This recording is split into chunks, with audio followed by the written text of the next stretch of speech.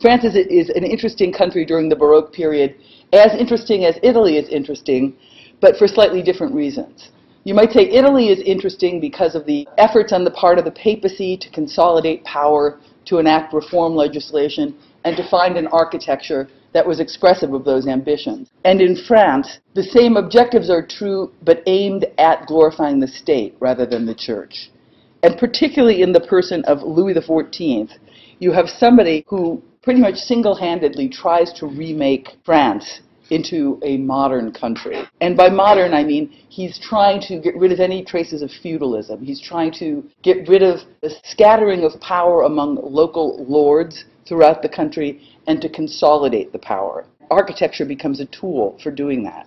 Louis had a long run. Louis was able to accomplish so much because Louis became king when he was like 5 years old. By the time he was 5 years old, his father had died and he became the ruler. And look what a sweet little guy he is. He's just adorable. For the beginning of his reign, they dressed him like a girl, which wasn't nice. But he had a group of regents to oversee the policy. His mother was involved in this, which was quite unusual at the time. In fact, when Louis XIII died, leaving only one heir, the young Louis, he made the comment that his wife had caused him no distress, which was astonishing. Anyhow, you have this group of people, Mazarin, a Cardinal Richelieu, Fouquet, and Colbert, who are organizing the day-to-day running of government, but also organizing the finances of the state. And particularly Mr. Fouquet is the Minister of Finances and amasses for himself huge personal wealth. Once Mazarin dies, Louis takes over and single-handedly begins to rule France. Certainly he still has counselors, but as someone who's now more aware of the state of his finances, he begins to clean house. We'll talk about that in a moment. Notice we call Louis here the Sun King. That was his own idea. He thought he was the Sun King, the Roi Soleil. He radiated light and reason and luminosity and clarity wherever he went. He was a great patron of the arts.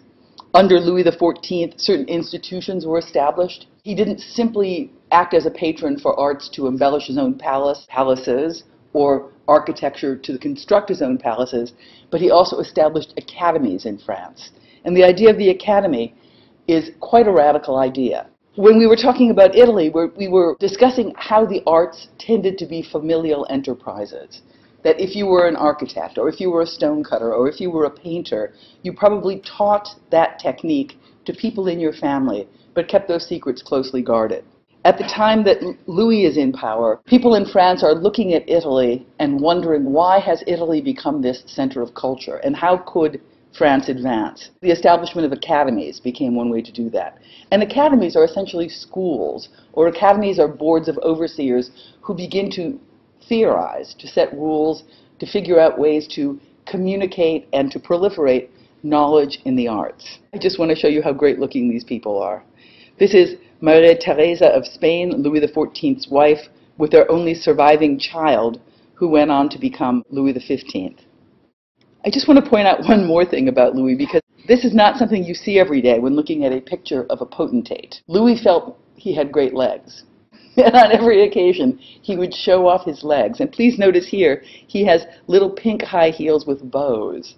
This is just one of the many ways that Louis's legs could dazzle you. Here's another great example of Louis's fabulous legs. When Louis was in power, there were a number of major conflicts that were fought, and he succeeded not only in consolidating power among the local rulers within France proper, but also extending the terrain of France. And you can see here in the orange zone, territories added to France that had been elsewhere beforehand. We mentioned Nicolas Fouquet, his Minister of Finances.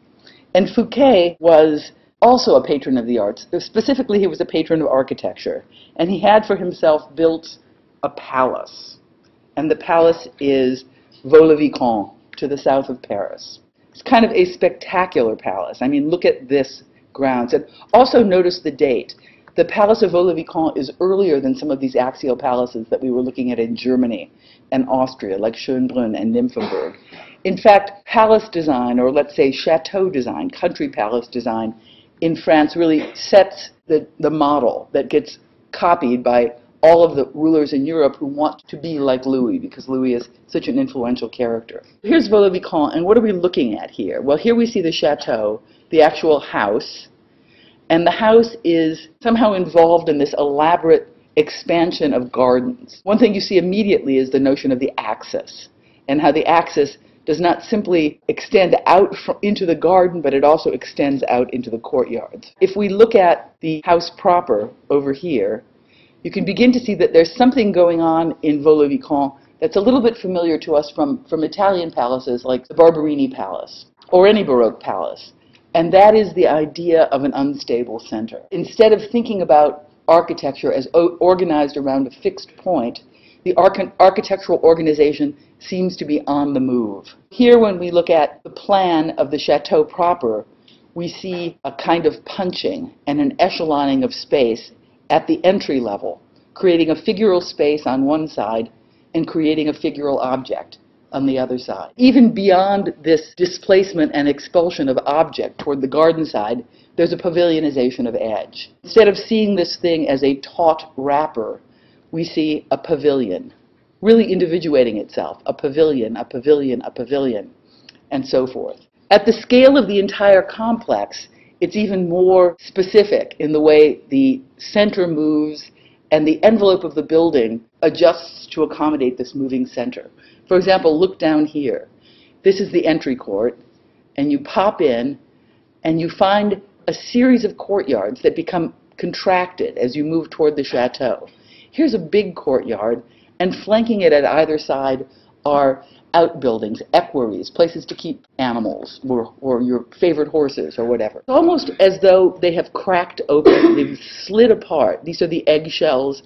This is the center of the egg, leaving a voided space. If you look at the voided space here, there's a strong correspondence between that space and this space that the chateau proper occupies. And that's a kind of ambiguous terrain also, because the chateau is surrounded by a moat. There is really absence of land here surrounding the building and presence of land here, as though the building that properly belonged here scooted away but didn't have enough land to go with it. This propulsion through space, through the grand court, toward the building, out the oval chapel, begins to sponsor an entire series of notions of center that move through the garden. This is a Doug Graff diagram that I found in the garbage once, so I kept it, thinking anything Doug Graff does is great. And you will be having Doug Graff for theory next year, so memorize this diagram, because it's a good one. What he's simply showing on this diagram is that there is a discussion between what's happening in the realm of architecture and what's happening in the realm of the garden. For example, this is essentially what's happening with the architecture. There is a center point established here, it displaces to here, it displaces to here, and out pops the building, leaving the shell behind. There's a kind of center line also, and this center line is a long water canal. And on either side of the water canal, there's a kind of reflection of the condition. On one time made of architecture, and the other time made of landscape architecture. Landscape architecture in the form of terraces, or reflecting ponds, or retaining walls. Even beyond this kind of reflection of landscape against architecture, you find an extension of the axis up the hill. In fact, it's instructive, I think, to look at the section down below. I don't know why they did this, but this section is exaggerated in the vertical. I think they did this so that you could see that there is a lot of development going on in the vertical. For example, if you look at this little pointy stuff down here, it's supposed to represent the building, and it's way exaggerated in the vertical. But what it's showing you is that the ground falls away as you move through the garden.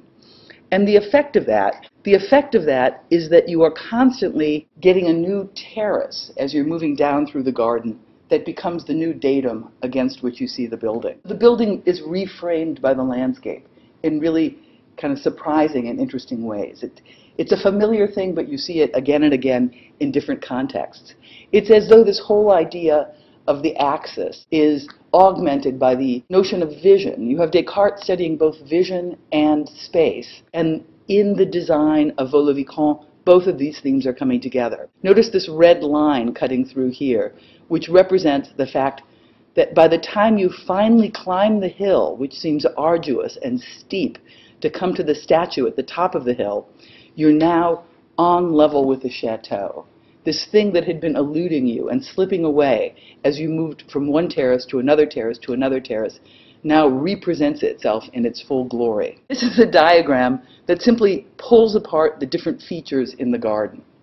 We have water on the lower diagram showing you in dark all of these different water features, and we have the terraces on the upper level showing you the different ground planes that you investigate. And all of these features are familiar to us from the Italian gardens we looked at. But the difference is that the Italian gardens we looked at happened more or less a century beforehand, and there was a really different idea about space, and particularly a different idea about axis.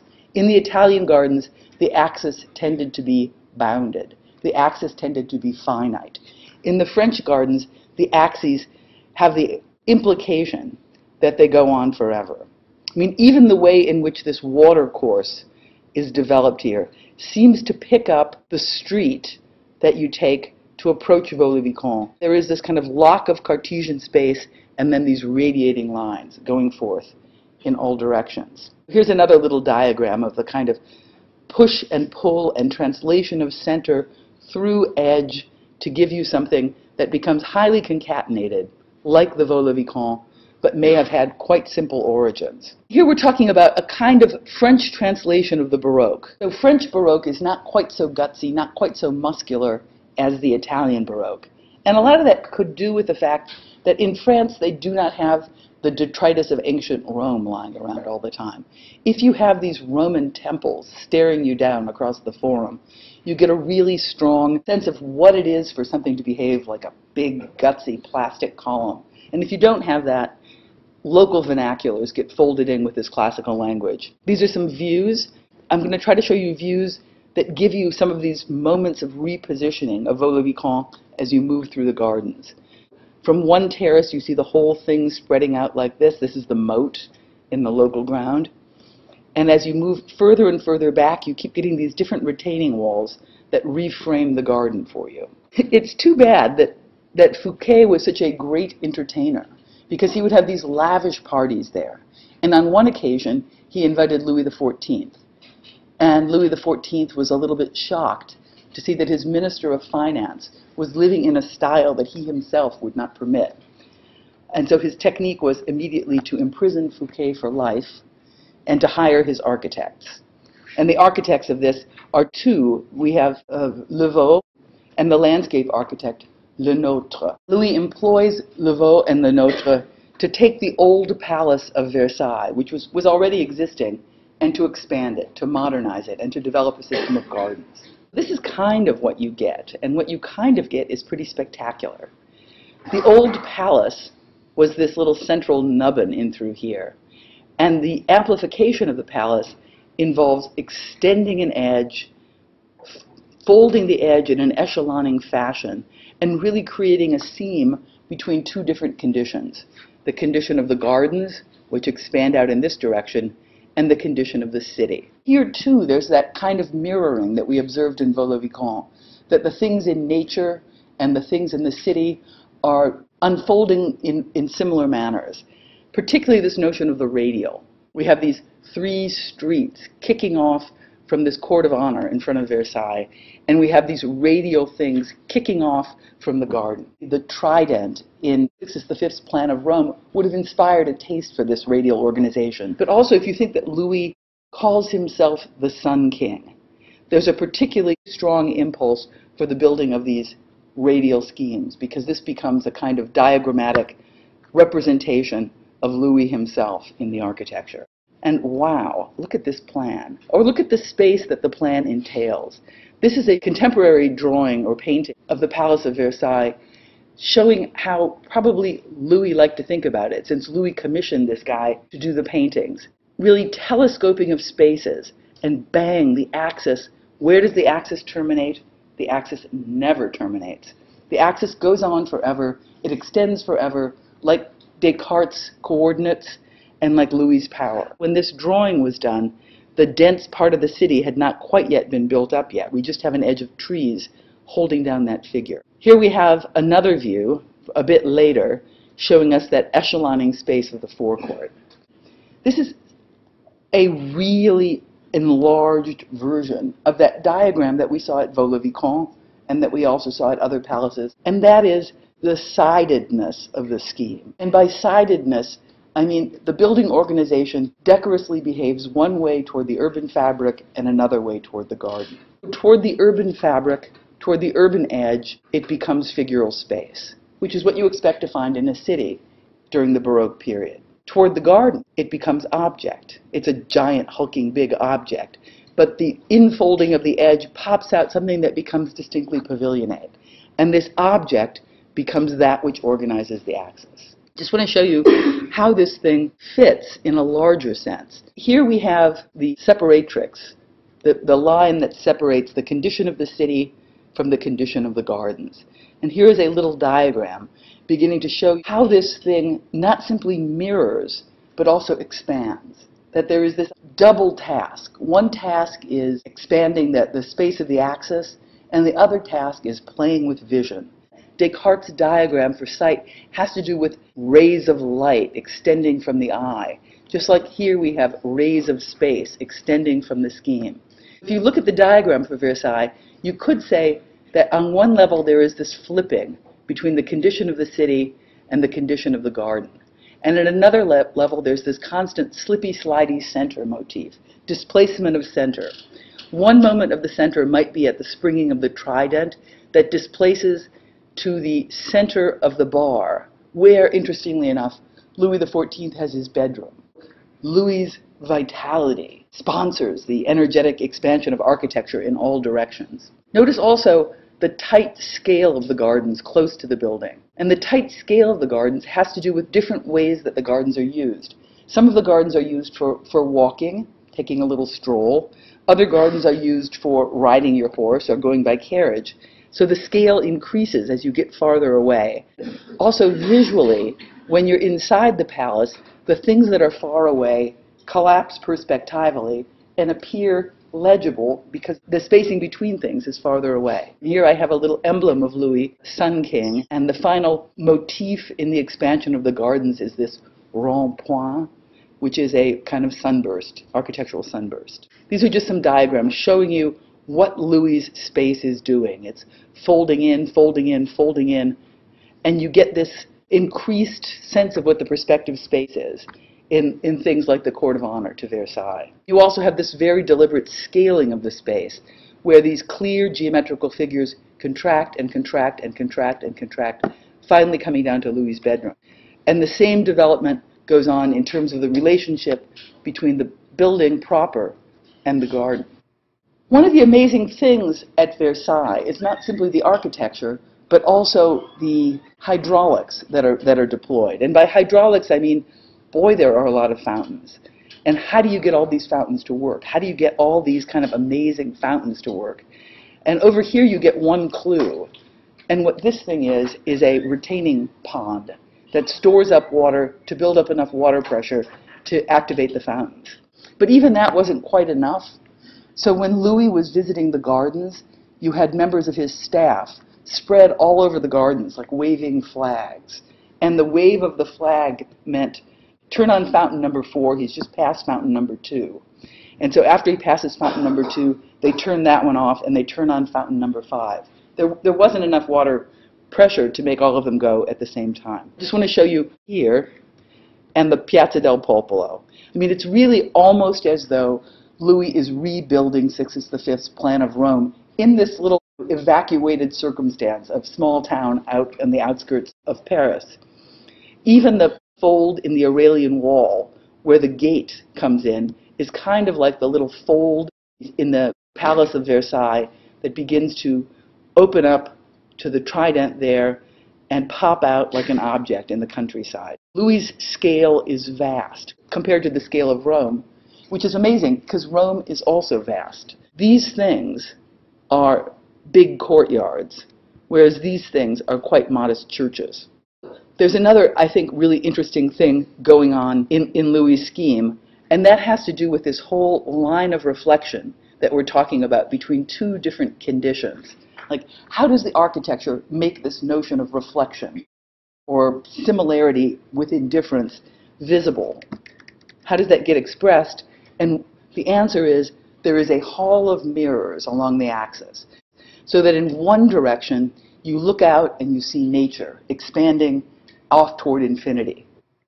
And you look in the other direction and you see yourself in the mirror with nature reflected behind you, which is a kind of nice way that the Baroque positions itself. This is just the garden facade, and you can begin to see how this really is a big pavilion. The pavilion itself gets pavilionized, but compared to the figural space that you get on the court of honor side, there really is a kind of figure ground reversal as you move from the front of the building to the back of the building. Fabulous. And notice the axis. I think this is pretty great. That instead of having an object at the end of the axis, two trees slip in from the edge of the wood and become almost like obelisks, but not obelisks in sixth sense, becoming a destination toward which the axis moves, but obelisks in the Egyptian sense, two things that frame a path that continues. There is an elaborate development of these axes, and we spoke before about Edmund Bacon and the notion of the second man, the notion that if you put a strong enough plan into operation, subsequent generations will find a way to act on that plan. Here we have a kind of development of the space of Versailles over here, the trident of Versailles skipping off in these directions, and one of these paths eventually moving through the Bois de Boulogne and getting you to Paris. There is this development of an axis that in a sense, with some wobbling, with some bending,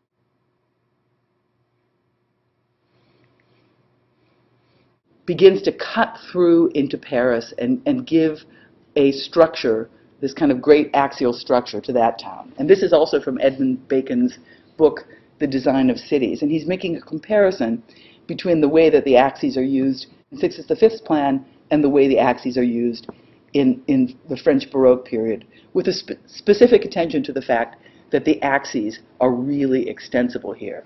Before we move into Paris, I just want to show you one more palace commissioned for Louis XIV by another architect, Jules Hardouin-Mansart. And this is the Chateau of Marly. It's an interesting chateau for a number of reasons. One, when Thomas Jefferson was doing various ambassadorial tasks in Paris on behalf of the newly founded American government, he became very interested in Marly as an example. And when we later on will look at the University of Virginia, there are many things that are going on in the organization of Marly that he takes and uses. Specifically, what's different about Marly from anything that we've seen yet is that this impulse toward pavilionization, toward the individuation of object from edge, that was already implied in a lot of other buildings, becomes fully realized here. The edge that flanks the central space of the garden becomes a series of pavilions. It's not a continuous edge. It's a series of pavilions that imply the edge. There's a big palace at one end and a series of waterfalls at the other. But in many ways, this is more like the space of, say, the Oval at Ohio State University than any other space that we've looked at. Way more orderly, way more axial. But still, the idea that the individual building becomes realized is of importance. Now let's look at Paris. Paris is great. Paris is on the River Seine. There are a couple of islands in the middle. On the Ile de la Cité, you have Notre Dame, the big Gothic church. When Louis takes the reins, it's kind of a mess. So we can even go back before Louis and look at Henry IV, who also did some major urban interventions. The map over here begins to show you some of these interventions. One, the big axis coming down the Champs-Élysées and beginning to activate the space of the Louvre Palace over here is one big move. And there are a number of squares that you can begin to see here. This one is Place des Vosges, Palais Royal, Place Vendôme, a number of them in there. These are figural spaces that are being designed and plopped down in the city, kind of like, let's say, Bernini, making the space in front of San Pietro, making a space, designing the edges of the space, thinking about the city as ground on which an architect can operate, not simply to shape objects, but to shape spaces as well. Let's look at a few of these interventions on the part of Louis and his architects. This is by Lavaux, the architect, one of the architects of Versailles. And I think this is a pretty interesting building. It's the Palace of the Four Nations. And it is located across the river, right over here from the Louvre Palace.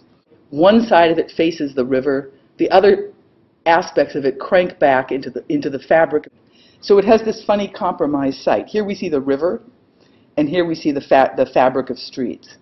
We're seeing here something that is really typical of French planning during the Baroque period and also during the 18th century. And that is this flexible, almost hinge-like realignment of parts, the local symmetry, the idea of the figural space or even the poché beginning to do work and to enforce a kind of shift. Do you guys remember what poché means? Who knows what poché means? Ryan. Good. It's the space in between a wall. It's stuff that you can carve. So when we look at this drawing by Laveau, we see some really kind of gutsy, heavy poché. And the poché, for example, over here, carving out this nice square figure with these little lobes at the end, succeeds in making an adjustment from one axis of symmetry, nailing the river, to another axis of symmetry, aligning with the streets and nailing the courtyards. The poché, as well as the space, becomes material that enforces and permits this kind of arrangement. Here we see a view from the riverside facing the Louvre of the Palace of Four Nations. Very decorous, very appropriate. And as it cranks away, it becomes more ordinary and more contingent in its alignments. Louis was a great patron of the arts and had decided to move the arts in France forward by giving a lot of attention to the establishment of academies. And within the academies, there were a number of strong voices. So much so that a great debate ensued in the academy between the people who called themselves the ancients, les anciens, and the moderns, les modernes. Let's call them the ancients and the moderns. The basic debate between the ancients and the moderns, of course, goes back before the French Academy. It goes back to certain philosophical principles which were already under discussion in the time of, say, René Descartes.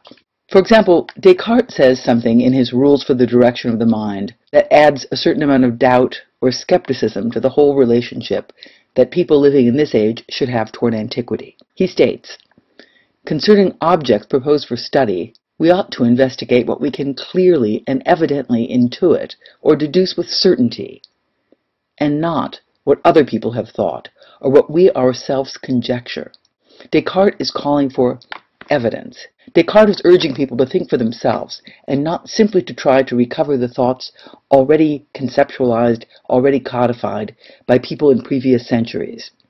In a similar direction, an early architectural writer, Roland Frayard de Chambray, in his book on parallel of ancient and modern architecture, says, "We have as good a right to invent and follow our genius as the ancients, without rendering ourselves their slaves." When France starts to establish academies, it goes wild. And the idea of the academies traced back to the notion of the Platonic Academy in Athens, philosophers hunkering down under the shade of stoas in the Athenian agora, but also to the Platonic Academy in Florence, or academies in the circle of Trissino, in Veneto, where the young Palladio was cultivated. The first French Academy was already founded in 1635 when Louis was just a little toddler. It was founded by Cardinal Richelieu, who went on to become one of Louis's counselors, and its purpose was to standardize the French language, to purify the French language, and to provide a dictionary. But shortly thereafter, academies began to proliferate, dealing with every aspect of human knowledge. The Academy for Painting and Sculpture, the Academy of Dance, the Academy of Inscriptions and Belles-Lettres, called Little Academy, the French Academy in Rome, where people might go and cultivate their taste by learning from great examples, the Academy of Sciences, the Academy of Music, and finally, and for our purposes the most important one, the Royal Academy of Architecture in 1671. Here the purpose was similar to the purpose of the literary academies, and that was to codify. In this case, to codify the principles of classical design, and moreover, to promote national taste by espousing these principles with public lectures. The ancients are exemplified by a guy called François Blondel, and Blondel really believed that the ancients, the architects of antiquity, had solved all the problems, that their architecture represented this condition of mastery that one had to strive to attain. What architecture could do, and that In fact, what was the task of architecture was to pay attention, to study work of antiquity, and to try to reproduce it as faithfully as possible. The first director of the Royal Academy of Architecture was François Blondel, who was trained as a mathematician and engineer, but was something of a polymath, and quickly became fluent in all aspects of architecture, and wrote a treatise, well, 2-volume treatise, called Cours d'Architecture, Course on Architecture. Blondel's positions were fairly conservative, and by that I mean he wanted to conserve that which was best about antiquity. He believed beauty derives primarily from proportions, and that these proportions derive from a cosmological order, harmony of the spheres, and that our ability to appreciate this kind of beauty is divinely inspired. Blondel doesn't write this, but one of his associates does. A building cannot be perfect if it does not follow the same rules as composition or the harmonizing of musical chords. Blondel would insist on sketching the orders and measuring things, doing measured drawings, studying typology, working almost in a kind of piecemeal way, learning what the key parts were that made antiquity so great, and then reproducing them. Opposing him was the great protagonist of Les Modernes, the moderns, which was Claude Perrault. And Claude Perrault was a modern in every sense of the word. If modern meant you embrace this Baroque impulse toward systematization, this is something that Perrault was doing. He also wrote a treatise called The Ordering of the 5 Species of Columns, according to the method of the ancients. And here he comes up with some fairly radical thinking. For one thing, he begins to talk about beauty not simply as something that is received and studied and found in antiquity, but he becomes much more abstract about what beauty might be and identifies 2 kinds. Positive beauty, for Perrault, is beauty based on convincing reasons. Convincing reason is not something that somebody tells you is beautiful, but that you can prove is beautiful, according to the kind of criteria that Descartes set forward when he suggests that we ought to investigate what we can clearly see and evidently intuit, or deduce with certainty. For Perrault, positive beauties have to do with the quality of materials, the excellence of the craft, symmetry, and the size and magnificence of buildings. Arbitrary beauties, on the other hand, are simply based on convention. It's what people are used to. And into this category of arbitrary, Perrault casts pretty much what every other architectural treatise focused on: issues of the orders, issues of proportions, issues of typology. These are Perrault's orders. And if you'll notice, Perrault, in describing the orders, gives you this graph of similar measures that allows a relationship between Tuscan, Doric, Ionic, Corinthian, and Composite to be really clear. It's none of this catch-can stuff that had obtained before. It's a system of precise rules. And just compare that to the orders by Sebastiano Serlio. For my money, Serlio's orders are better. And that's because Serlio does things that Perrault thinks are stupid. Perrault thinks optical corrections are stupid. There's nothing logical about optical corrections.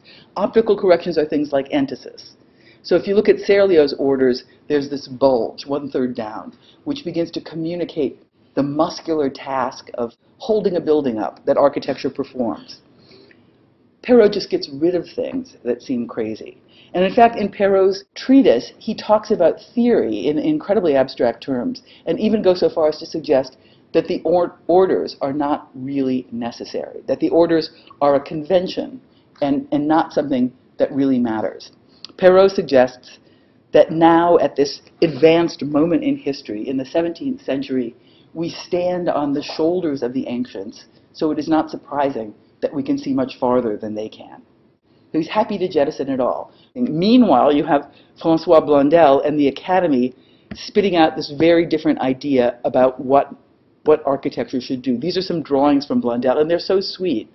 I got to say, I like this more, just because it's more of a narrative. It's a story. It's the story of the Corinthian column. You had a guy with a lute wandering in this sylvan landscape, and suddenly he sees a basket on top of a column, a basket of acanthus leaves. And he thinks, by looking at nature, he gets an example of how to make a column capital. This is not rational guy going to work. This is rational guy going to work, measuring things, figuring things out, coming up with a system, saying there is a relationship between the diameter of a column and the height of a column, and it's mathematical. And by the way, there's also a relationship between the different orders, and it's mathematical. It can be learned, it can be taught. This poetic vision of architecture that Blondel gives you is really something that is, uncovered archaeologically within a culture. Like, I think this is really beautiful also. This is from Vignola, but this represents something that is also taught by Blondel, and that is that there is this kind of anthropomorphic projection of everything in the orders. So here there's a cornice, and the cornice represents a human face. It's funny because there's this element within the cornice called a dental course, where you have these little things that look like little blocks marching along. And this is carefully drawn so that the dental course goes exactly where the teeth go. Fabulous. This is the frontispiece to his treatise. He's talking to an allegorical figure of architecture, revealing the truth of his treatise and showing you some of his projects behind, particularly this one, which is his most famous project, and that's the east face of the Louvre, which you probably know. Just before we move on to the Louvre, I want to show you somebody who comes along in the next generation, but really pushes forward this modern spirit, the spirit of rationalizing and systematizing and trying to throw away the detritus of architecture that has been kind of heaped up through history and cut to essences, and that is Abbé Loger, frontispiece for his treatise, A Drawing of the Primitive Hut. The suggestion that Loger is making here is similar to the suggestion that Perrault is making, and that is the received tradition of architecture is not as important as the origins of architecture.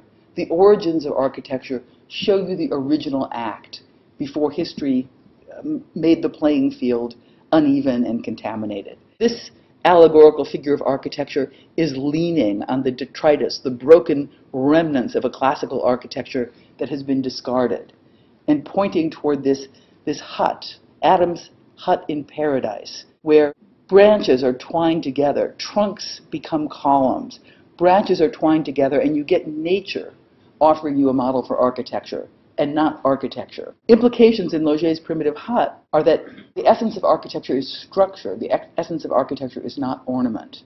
A model for architecture is nature. A model for architecture is not culture.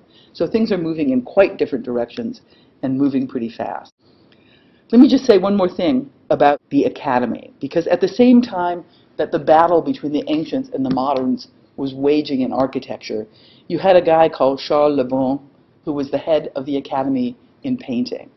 And these are exercises that the students of painting did, or these are some exercises. These exercises were actually preceded by a series of drawing studies where, for example, you would do noses.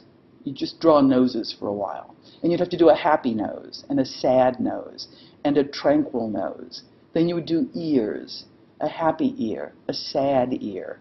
Eventually you get into plates like this, where they're studying how faces tell stories. They're making the representation of the human physiognomy almost literary. Each of these things has a word written next to it.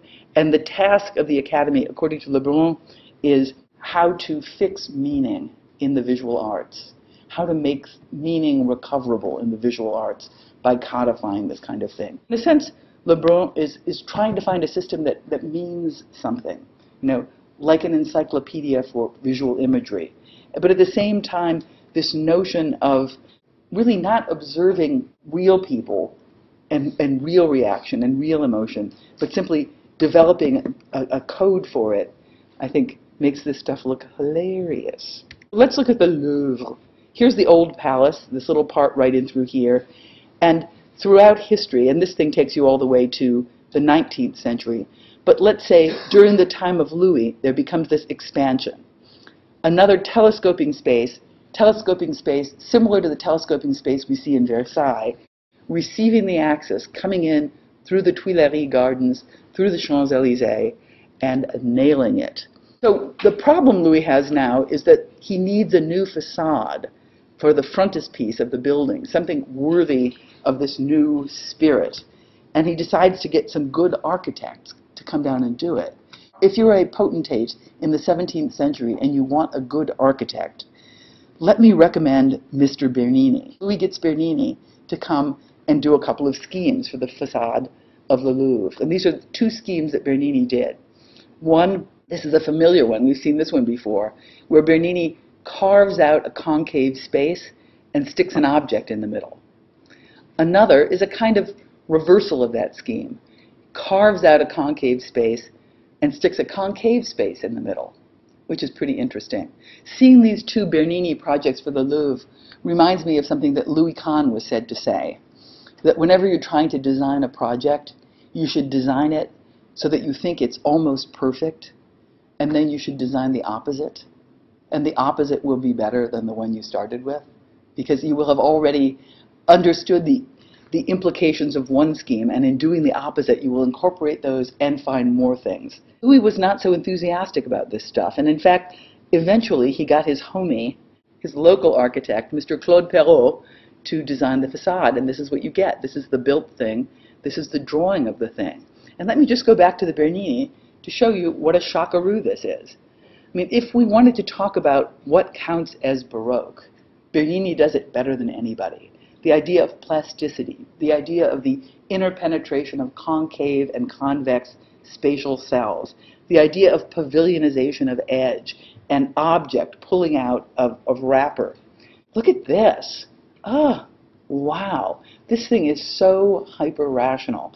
This is Claude Perrault putting on his little mathematician thinking cap and, dare I say, sucking the life out of the building.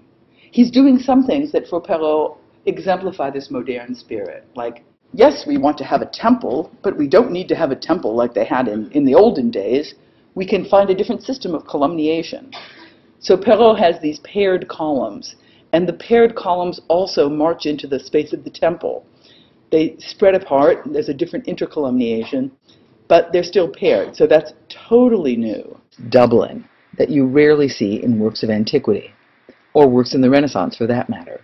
Perrault explains this in his writings and says, the taste of our century, or at least of our nation, is different from that of the ancients, and perhaps it has a little of the Gothic in it, because we love the air, the daylight, and the openness. Thus, we have invented a sixth manner of disposing the columns, which is to group them in pairs and separate each pair with two intercolumniations. So, Perrault is suggesting that there's something profoundly different about French taste versus Italian taste, and he's taking full license to invent and amplify and discard aspects of tradition that no longer suit his purposes. Not a Perrault fan. I have to say his theory is awfully interesting, but his architecture is so dry. Just an aside on Perrault, he had a brother, Charles Perrault, whom you might know about, because Charles Perrault was also a moderne, and he was a kind of ethnographer, collecting folk tales. So it's because of Charles Perrault collecting folk stories that you know the story of Puss in Boots and Beauty and the Beast.